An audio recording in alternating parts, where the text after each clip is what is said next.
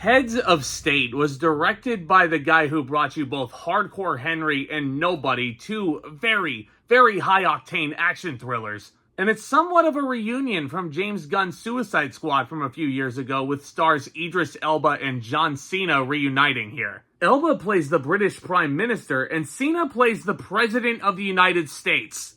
You heard me. I mean, as much as you can't see him to believe it, yes, it is as ridiculous as it sounds. But anyway, Elba and Cena's characters have a not-so-friendly and very public rivalry. But when Air Force One gets shot down over enemy territory, they find themselves on the run and working together to thwart a global conspiracy that threatens the entire free world. Now, right off the bat, here's one thing I will tell you. How do I describe this? This script and this story is a lot like John Cena's Thugonomics. It is very basic. Word life.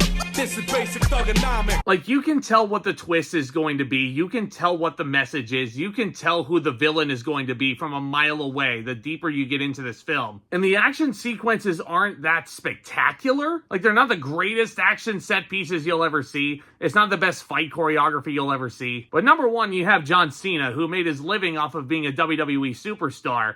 He knows how to sell a fake fight. And Idris Elba is no slouch either as an action hero. So when you have these two together in a sort of like a buddy cop comedy, even though these guys are not cops, they are literally in the highest forms of office for both of their countries. Number one, I actually think that's a really interesting layer that a buddy cop comedy hasn't really tried to tackle yet. Like, it's a buddy comedy, but one is the prime minister and the other's the president. Like, I think that's pretty cool. And a lot of the cinematography and a lot of the direction, super cheesy. But you know what?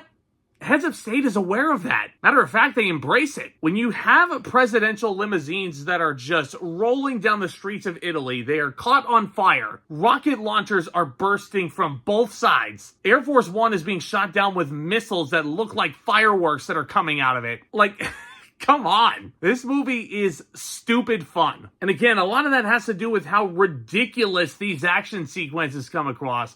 But it's also how ridiculous your two leading actors are. And yes, Idris Elba definitely plays the straight man between the two. He's a lot more stoic and stone cold in his delivery. And I swear that is not an intended wrestling reference because fucking John Cena's in this. But I think both guys did really well with their material. Idris Elba has been one of my favorites for a long time. And John Cena is a man that I grew up with, literally. Watching him carrying around that title 17 times. Yeah.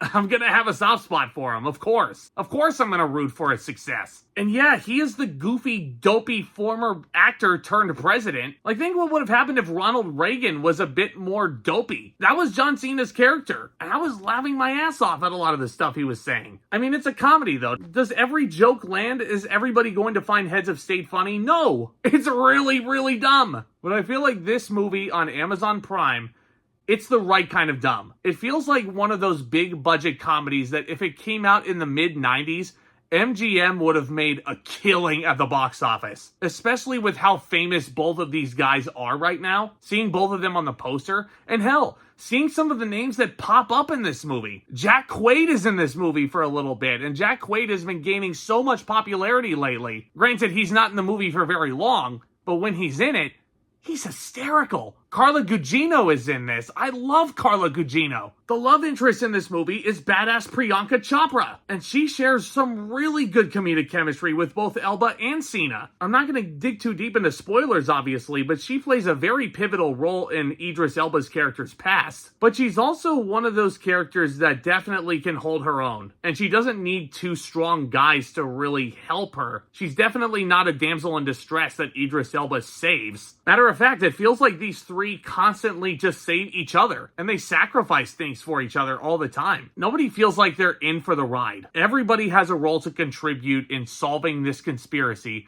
Everybody has a role in basically mowing these bad guys down. But for a holiday like the 4th of July, Heads of State is the perfect movie for Amazon to put out right now. Because it has a message that, you know, no matter the differences between two opposing nations, you can get along. I mean, yeah, as surface level as a lot of this character development might have been, as surface level as the story and the substance within it might have been, Heads of State was so much more fun than I think it had any right to be. If you're a subscriber of Prime Video, this is one that I think you're definitely going to enjoy, especially if you're a big action junkie. I'm going to give Heads of State a B-. You want to know what else this feels like? It sort of reminds me like almost like 10 years ago now at this point, which is crazy.